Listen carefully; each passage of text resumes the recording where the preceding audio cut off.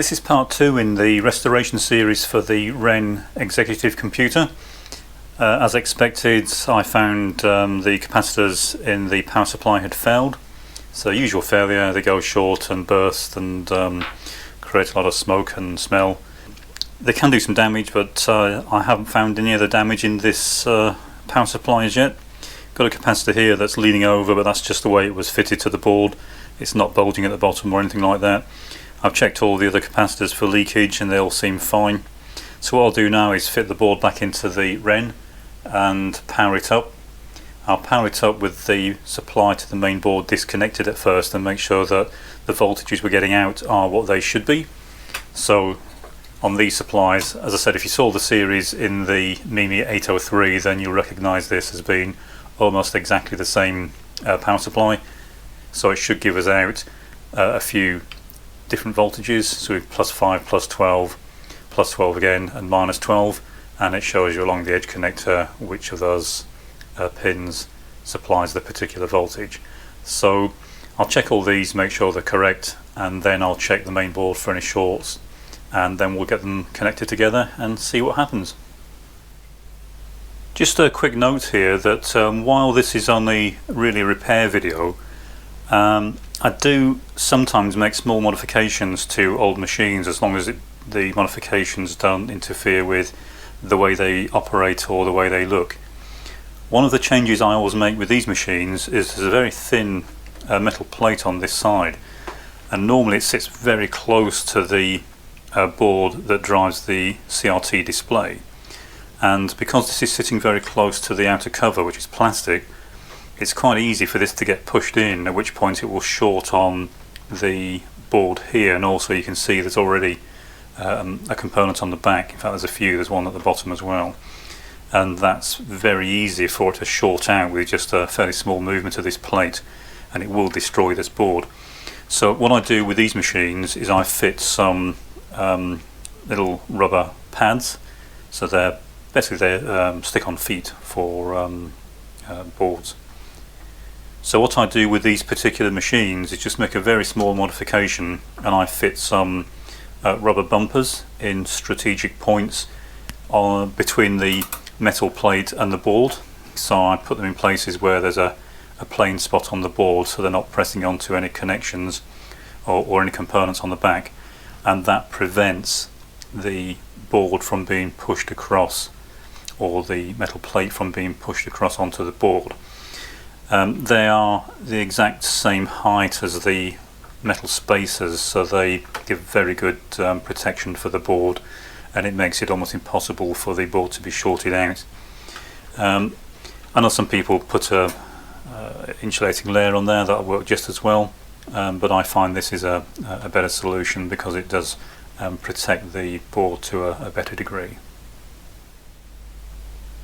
I have the power supply refitted. I've checked the main board for shorts or anything that might cause a major catastrophe if I try to power it up. I can't find anything. I have already taken images of the two ROMs on the main board just in case there is an issue. I don't want to destroy those without taking the images first. So what I'll do now is power the machine up, and as I say, this is the first time it's been powered up, but judging by the state the power supply was in, I think the last time it was powered up there was a major problem. So I'll power it up. Okay, I can hear the drives coming to life, the fan's on, LEDs on the drives are on, or at least one of them. There's nothing on the display. Let's test the supply voltages. So we should have the bottom one's ground, so I'm referencing everything here to ground, and then we should have 5 volts, which we do. 5 volts again, 12 volts, and then -12 volts, and that's all fine. So the voltages on the board seem to be fine. There is nothing on the display, so I'm assuming the processor board is dead, but I'll check to make sure it's not an issue with the display itself. So that's the next thing to look at, and if I can determine that the display is working, then I'll move on to the main board and start trying to fault find on that. So I now do have something on the display. and there were just a couple of dry joints on the CRT board, so I resoldered those and checked all the rest, and they seem fine. It's now robust, it doesn't flicker or keep going out if I touch the board. But looking at the display, you can see there's nothing meaningful on it. However, if we look carefully at the edges of the display, I'm not quite sure if this will come out on camera because of the difference in the refresh rate of the camera compared to the screen, but the pattern along the edges of the scan lines is repetitive. It's repeating the exact same pattern over and over again, so I don't think this is just random noise. I think there is something actually going on with regard to the main PCB trying to send data to the monitor. There's obviously no chrominance information in here, so it does appear to be a timing issue.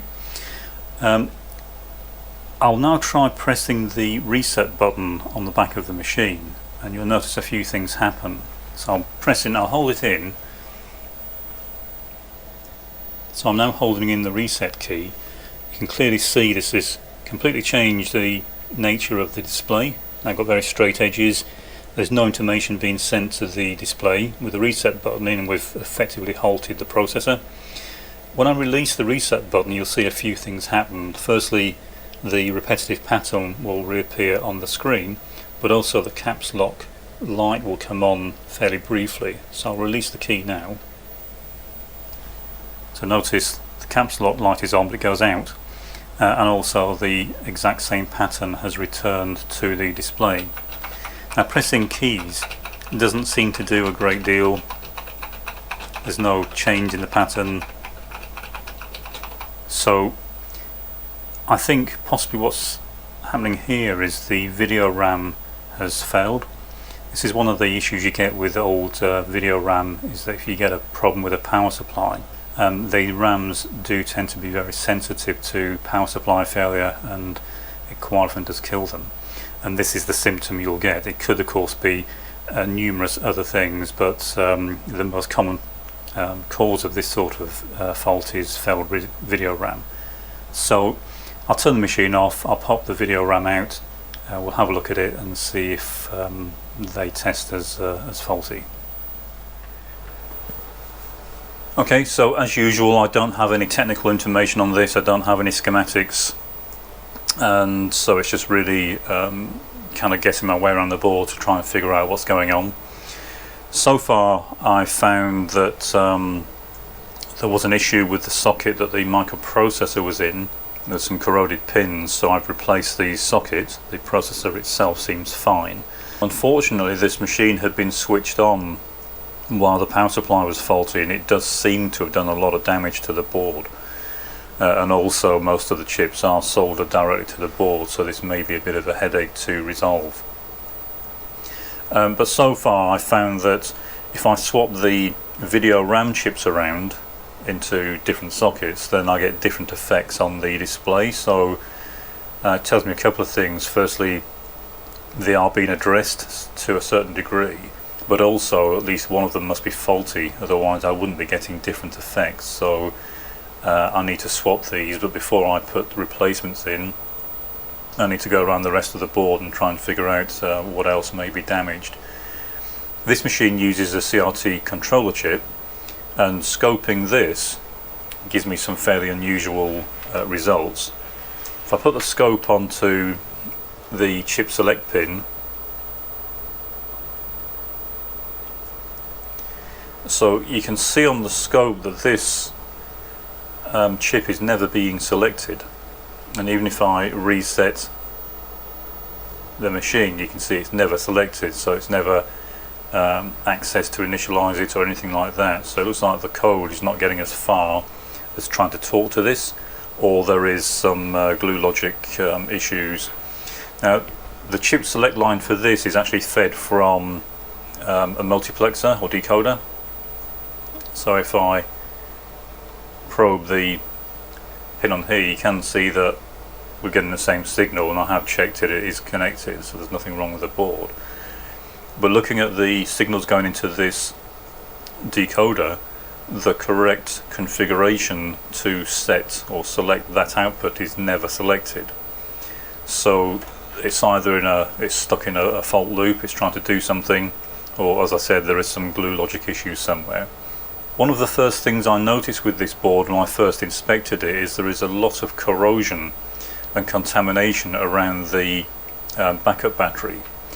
And measuring the battery and looking at it, it has been replaced at some point, but unfortunately whoever replaced it did a fairly poor job and they did not clean the board when they were done. And if I just bring a meter over, and I'll move the camera so you can see what's going on.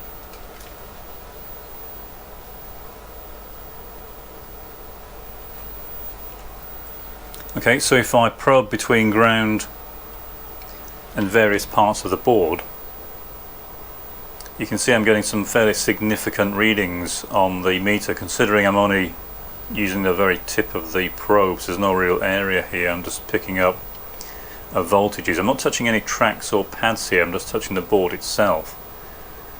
And this is just contamination on the board, it was never cleaned off. You can see I'm getting well over 2 volts here. I'm not touching the tracks, I'm just touching the board itself, quite a long way from any tracks. But the contamination and the underlying corrosion has caused more damage to the tracks, and the tracks are actually lifting up off the board where they go past the battery. So there's no point continuing with this until I've cleaned this off. There's some significant leakage and probably enough to disrupt the operation of the board. So what I'm going to do at this point is give the board a really good clean. Notice I've taken it out of the machine. I've had to make up a couple of extension leads just so I can run it like this on the bench. It's not an easy machine to work on with the board still plugged in inside the machine. So that's it for this video. Hopefully in the next one we'll be able to make a bit more progress, and if necessary I'll look at replacing the video RAM and the CRT controller to see if that gets us any further. Any suggestions, comments are welcome.